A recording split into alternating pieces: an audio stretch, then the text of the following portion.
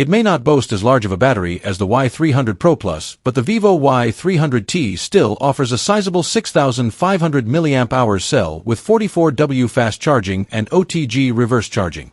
The device is actually a rebrand of the Vivo T4X, which launched in India earlier this month. It features MediaTek's Dimensity 7300 chipset, a 6.72-inch LCD, FHD plus 120Hz, and a 50MP main cam.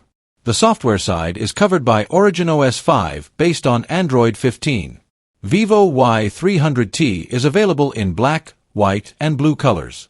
Pricing in China starts at 1,199 Chinese yuan, $165, for the 8/128GB trim and goes up to 1,699 Chinese yuan, $234, for the 12/512GB version.